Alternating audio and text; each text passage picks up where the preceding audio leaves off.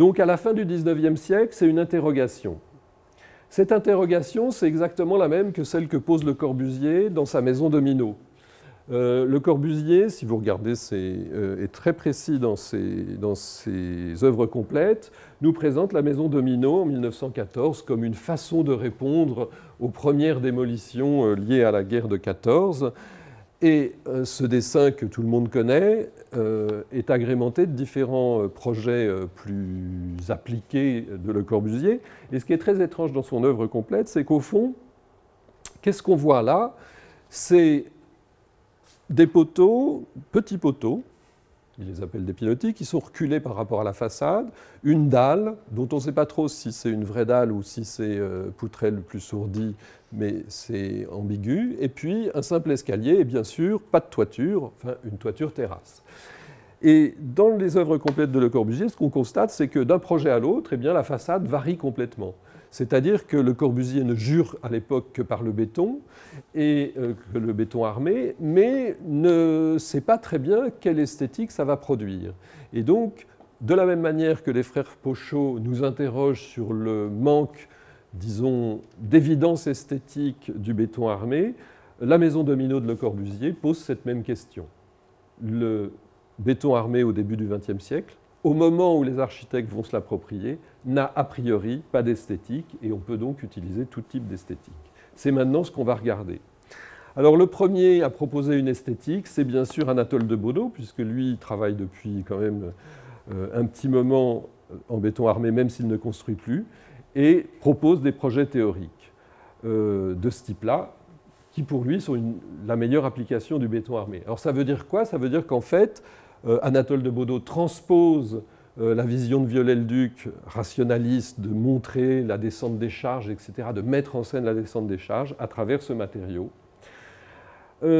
Anatole de Baudot ne construit plus, comme je l'ai dit tout à l'heure, mais par contre, il continue à enseigner à l'école de Chaillot, qui forme les architectes en chef des monuments historiques. Donc de manière très étrange, le béton, et en particulier le béton Cotensin, le béton armé et le béton Cotensin vont être très utilisés par les architectes en chef des monuments historiques dans les années 30. Et par exemple, une des choses les plus étonnantes, c'est le travail d'Henri Deneux, architecte en chef, en charge de la reconstruction de la cathédrale de Reims, de la charpente de la cathédrale de Reims qui a été démolie pendant la guerre de 14. Et que fait Henri Deneux? Absolument pas ce que ferait aujourd'hui un architecte en chef des monuments historiques.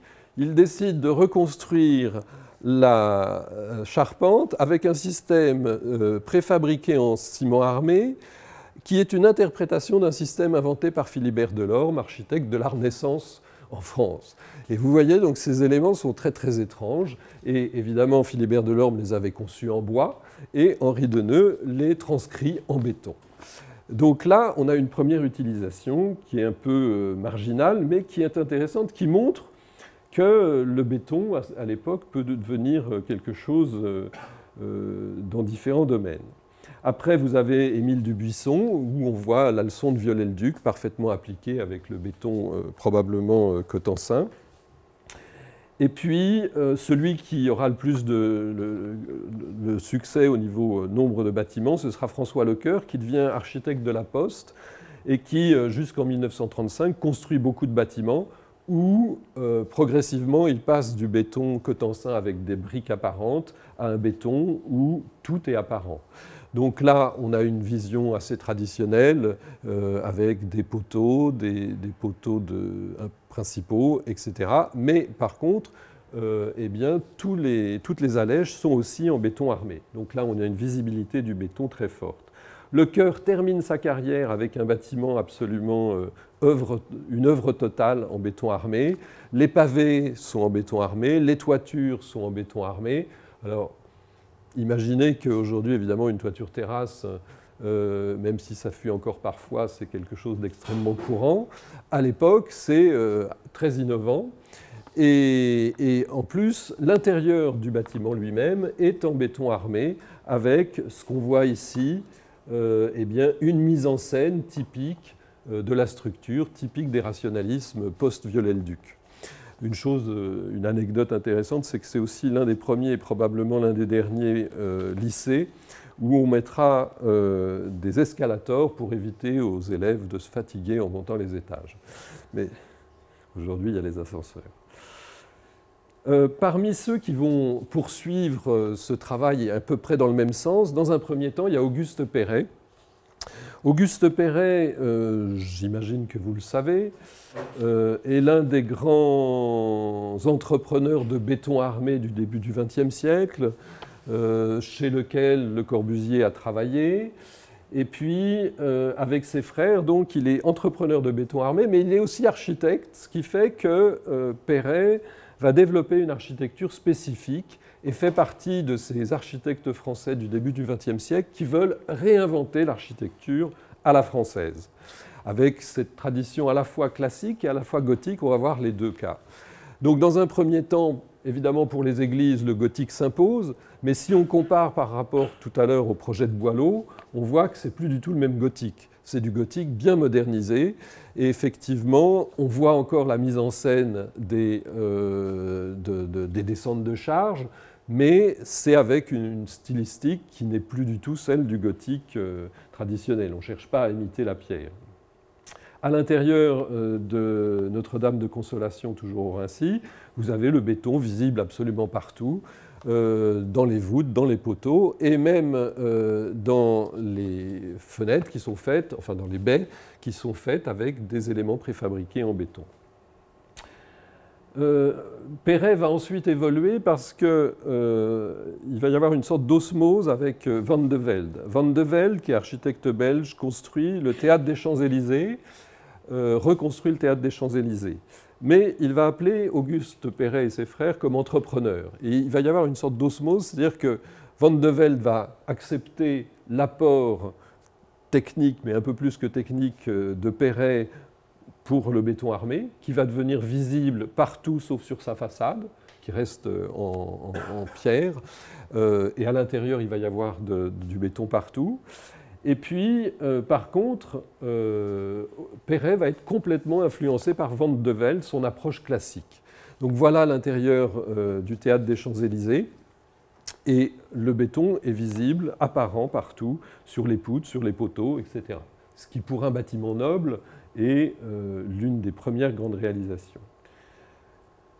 Alors, ce qui va se passer, c'est qu'après, Auguste Perret va chercher à réinventer l'architecture classique, mais en béton armé. Donc renouveler totalement l'architecture classique. Il reste classique dans ses proportions, il reste classique dans sa façon de composer, mais tout est en béton armé. Et si on regarde les détails un peu de cette architecture, c'est très étonnant. C'est-à-dire que vous avez un chapiteau qui ressemble plus du tout aux ordres issus de la Renaissance gréco-romaine, mais quelque chose de probablement inspiré plutôt de l'Égypte ancienne, mais pas tout à fait de l'Égypte ancienne. Donc c'est une invention de Perret. Perret utilise évidemment toujours ces systèmes préfabriqués pour les baies. Et puis, il fait différentes textures de béton avec du béton brut sur les lignes et puis entre les lignes du béton bouchardé, c'est-à-dire qu'on enlève la surface pour avoir un autre grain et faire ressortir la composition du béton, les différents granulats. Voilà, ça c'est la première version, première appropriation par les architectes du béton qui se fait avec les doctrines antérieures, c'est-à-dire le rationalisme, le classicisme. On va domestiquer, transformer ces doctrines avec ce nouveau matériau. Et réinventer, c'était le cas de Perret et de quelques autres, réinventer l'architecture avec un grand A à la française. Après, il y a une deuxième version, c'est ce que l'historien, architecte-historien Cyril Simonet a qualifié de scénographie d'ossature comme expression esthétique. Alors, l'ossature comme expression esthétique, c'est-à-dire qu'on va passer à une transformation radicale de la vision de l'architecture noble, où, au lieu d'avoir des décorums qu'ils soient d'inspiration gréco-romaine ou bien d'autres types d'antiquités comme l'Égypte, on va passer à quelque chose de beaucoup plus radical, ce que le Bauhaus prône, une architecture où il n'y a plus que la mise en scène de l'ossature, la mise en scène de la technique comme esthétique. Le projet que j'ai choisi, bon alors il y a bien sûr beaucoup de projets dans cette veine-là, le projet le plus emblématique me semble-t-il de cette veine, c'est l'usine Fiat du Lingotto, construite à Turin par Matteo Trucco, ingénieur en 1926, qui est donc l'énorme usine Fiat, où on voit qu'il n'y a rien d'autre comme façade que les poteaux et les planchers. À l'intérieur, on a un grand trou qu'on peut soit entièrement vitré, soit mettre en allège de différents matériaux, etc. Et ce qui est très intéressant, c'est que le système constructif, le système architectural est lié à la construction des voitures, c'est-à-dire que vous avez la livraison des pièces et progressivement les voitures montent d'étage en étage en étant assemblées pour être enfin essayées sur le toit. Évidemment, a priori, c'est une absurdité totale sur le plan technique, au niveau économique. Mais par contre, ça a un grand retentissement au niveau mondial, donc au niveau publicitaire pour la Fiat. Et tous les architectes modernistes, comme Le Corbusier, viendront visiter le chantier, puisqu'on a les voitures sur le toit. Le Corbusier gardera ça en mémoire, puisque, vous le savez sans doute, à Alger ou à Rio de Janeiro, il fera des projets d'autoroute sur le toit. L'usine Fiat avec l'autodrome sur le toit. Alors, parmi ceux qui vont utiliser l'ossature comme expression esthétique, il va y avoir un certain nombre de personnalités, comme Auguste Perret, qui, pour les bâtiments industriels, va appliquer aussi cette esthétique. Ici, c'est une usine, l'usine Esders, de confection, dans laquelle vous voyez deux grands arcs, marquent l'architecture, marquent la question technique, et l'architecture n'est faite que par la structure. Celui qui va théoriser cette ossature comme expression esthétique, l'idée de mettre en avant la structure comme élément esthétique, c'est Walter Gropius. Walter Gropius, qui est fondateur du Bauhaus, qui fut son directeur pendant longtemps, va totalement révolutionner l'enseignement de l'architecture avec le Bauhaus, mais aussi participer à cette révolution architecturale en participant aux congrès internationaux d'architecture moderne avec Le Corbusier. Et là, on a l'un de ces premiers bâtiments où le bâtiment est globalement reste en briques dans ses parties pleines, en référence aux bâtiments qui existaient déjà sur le site. Mais ce qu'on voit bien ici, c'est une sorte de première façade mur-rideau qui met en scène un escalier en béton armé. Et donc, c'est cette idée que soit on fait comme Matteo Trucco, on met en scène l'esthétique de l'ossature directement, soit derrière une façade de mur-rideau. C'est l'un des premiers murs-rideaux de l'histoire de l'architecture. Ce développement cette version va avoir beaucoup de développement, en particulier dans l'architecture industrielle. En fait, Walter Gropius va publier un certain nombre d'articles dans différentes revues pour dire qu'aujourd'hui, l'architecture industrielle ne peut plus mettre des colonnes et des frontons et doit effectivement faire une architecture dans laquelle c'est l'ossature, c'est la technique qui fait l'esthétique. Ici, un bâtiment tout à fait dans cette veine-là, où il y a un simple mur rideau dans l'usine de Van Nelle qui fait du café et du chocolat en Hollande, et puis vous avez en retrait juste la structure. Alors c'est un avantage pour les travailleurs, c'est qu'il y a plein de lumière, alors qu'avant ils étaient dans des bâtiments souvent moins bien éclairés. Et puis évidemment, si c'est pas au sud, donc il faut, s'il fait pas trop chaud, et donc vous voyez ici une façade orientée a priori du côté nord de l'usine Van Nelle. Ceci se développe dans le monde entier. Ici, une usine de chaussures en Angleterre, où vous avez en plus la mise en scène du plancher champignon, inventé par Robert Maillard, un ingénieur suisse, dont on reparlera tout à l'heure. Et vous avez donc soit la mise en scène de la structure elle-même du plancher champignon, ou bien sa mise en scène derrière une façade entièrement vitrée. Sans doute le maître de cette architecture de l'ossature comme expression esthétique, c'est Frank Lloyd Wright. Frank Lloyd Wright qui, à l'immeuble Johnson, construit à Racine en 1936, fait une architecture où tout est basé sur une sorte de plancher champignon redesigné à la Wright, où il n'y a rien d'autre. L'architecture est entièrement composée soit de lumière, alors après c'est soit de l'éclairage zénital, soit de l'éclairage artificiel, mais l'architecture est entièrement faite par les poteaux, qui sont au demeurant bien travaillés. Après, quelques années après, vers 1923, Le Corbusier va écrire à son copain Gropius pour lui demander de lui envoyer cette photo que Gropius avait utilisée dans ses articles. Alors l'histoire de cette photo est simple, c'est Gropius, pour expliquer comment on devait faire aujourd'hui l'architecture industrielle, la sobriété de l'architecture industrielle, avait demandé à des copains architectes canadiens de lui envoyer des photos des silos américains ou canadiens. Et Le Corbusier lui demande la photo et va un peu la retravailler en enlevant les frontons que ces ingénieurs canadiens avaient cru bon de rajouter, maquiller un peu la photo. Et la différence fondamentale, c'est que Le Corbusier, dans ses articles qui seront ensuite repris dans son livre Vers une architecture, présente cette photo non pas comme le modèle de ce que devrait être l'architecture industrielle, mais comme le modèle de ce que devrait être l'architecture, tout court. Et ça, donc, c'est une grosse mutation. Le Corbusier dit, ce n'est pas seulement l'architecture industrielle qui doit être comme ça, c'est toute l'architecture. Alors, le programme de Le Corbusier, le programme esthétique, la doctrine esthétique de Le Corbusier va bien marcher sur un certain nombre de projets innovants, en particulier tous les nouveaux programmes. Donc vous avez par exemple les piscines. Ça faisait longtemps qu'on ne construisait plus beaucoup de piscines. Depuis le Moyen-Âge, on avait abandonné les piscines. Eh bien, on va se remettre à en construire. Ici, si on voit ce bâtiment de Louis Bonnier, piscine de la Butte aux Cailles, qui existe toujours à Paris, eh bien, vous faites le lien direct avec l'usine Esder, ce qu'on a vu tout à l'heure de Perret.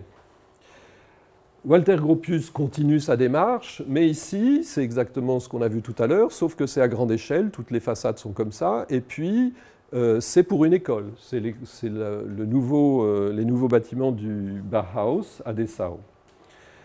Mies van der Rohe, qui à l'époque n'avait pas encore adopté l'angle droit comme unique système esthétique, propose en 1922 un projet de gratte-ciel en béton armé avec d'énormes poteaux et d'énormes dalles et un vitrage total comme façade.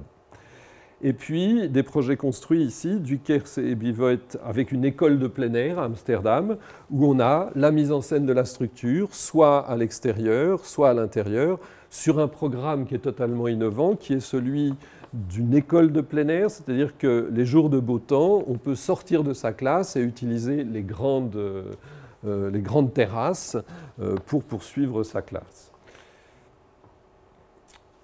Après, ça c'est donc la deuxième esthétique, la deuxième version esthétique des architectes, l'ossature comme expression esthétique. Il va y avoir ensuite ce que Cyril Simonet a appelé l'esthétique du calcul, qui serait le vrai langage du béton. Alors, quelle est la différence? Eh bien, c'est que c'est assez proche de ce qu'on vient de voir. C'est la mise en scène d'une structure, mais qui serait validée par un calcul, donc, comme le font tous les ingénieurs depuis le XVIIIe siècle, faire le plus de portée avec le moins de matière possible et montrer les performances du matériau, systématiquement. Ce n'est plus seulement une question esthétique ou de simplicité formelle, c'est une question de faire le plus possible avec le moins possible de matériaux. Donc les ponts, ici Robert Maillard, l'inventeur du plancher champignon, pont de Salgina-Tobel, où on voit effectivement que c'est un simple trait, le tablier est un simple trait dans le paysage. Le même Robert Maillard qui construit une voûte qui pourrait faire envie à Cotensin, très très fine, où là, ce que je disais tout à l'heure sur le fait on ne sait plus à quel moment du tout on passe du vertical à l'horizontal, et avec une voûte qui fait à peu près 5 cm, qui est extrêmement faible. Du point de vue de l'anecdote, la sculpture est bien sûr aussi en béton armé, puisqu'on était dans le pavillon du ciment en Suisse. Ces ingénieurs c'est principalement des ingénieurs qui vont développer l'esthétique du calcul, même si certains architectes y participent. Et dans cette version esthétique du calcul, les ingénieurs comme Pierluigi Nervi sont des gens absolument créatifs, sont des ingénieurs très très créatifs, des ingénieurs qui cherchent à développer des structures spécifiques. Et là, on a donc des poteaux en Y qui soutiennent une voûte légèrement frisée pour pouvoir être plus fine, puisque plus rigide. C'est exactement la même chose que quand vous pliez du papier. C'est de l'origami, mais avec du béton. Donc on peut faire beaucoup plus fin avec des légères pliures. Et là, on est dans une invention structurelle absolue. Alors, une chose qu'il faut voir, c'est que les ingénieurs de cette veine-là, qui sont tous très connus dans les histoires de l'architecture, sont des gens qui travaillent d'abord en intuition et en maquette, et qui ensuite utilisent le calcul pour vérifier et affiner leurs intuitions. Mais ils ne travaillent pas d'abord le calcul pour arriver à ça. Il faut d'abord penser et construire la maquette, et ensuite, effectivement, le calcul leur permet d'affiner la forme, de réduire la matière utilisée, etc. Quelques œuvres du même genre, Félix Candela, qui dans le même genre construit aussi bien l'église de la Vierge miraculeuse qu'une boîte de nuit à Acapulco. La version du marché de Royan de ce type d'esthétique, à l'intérieur du marché de Royan, où là, vous voyez, Simon et Morisseau sont associés à l'ingénieur Sargé.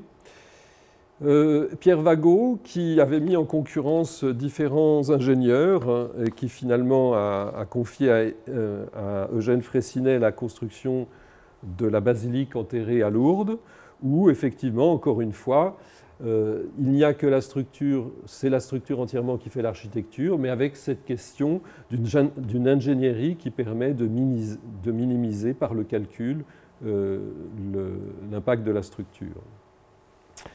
Et puis, sans doute, le point d'orgue de ce type d'approche, de ce type de vision, c'est le CNIT à La Défense, où vous avez les trois architectes qui font, là c'est un croquis qui je crois est de Mailly, et vous avez donc une voûte énorme avec seulement 3 points porteurs, rien d'autre, et après, effectivement, l'entreprise dont Nicolas Esquilan est l'ingénieur va mettre au point cette voûte pour que ça marche, pour que ça puisse se construire. Alors, l'une des choses intéressantes à noter aussi, l'une des différences entre ce qu'on va voir après et tout à l'heure ce qu'on a vu dans l'esthétique de l'ossature, c'est que dans l'esthétique du calcul, très souvent quand même, se pose la question, une question que se posent beaucoup les ingénieurs et beaucoup moins les architectes, c'est la mise en œuvre. C'est-à-dire que Nicolas Esquilan ne va pas faire un seul coffrage pour l'ensemble de tout. Et donc, il va se poser la question de la manière dont on peut construire ça avec un coffrage relativement économique pour l'entreprise. Donc ça, la question de la mise en œuvre, on verra tout à l'heure quelques œuvres d'Oscar Niemeyer. Oscar Niemeyer se posait à peu près pas du tout la question de comment on va faire la mise en œuvre. Alors que du point de vue de l'esthétique des calculs, les ingénieurs qui sont dans cette veine-là ont tendance à quand même essayer d'imaginer les solutions les plus performantes sur le plan du coffrage et le plan de la mise en œuvre.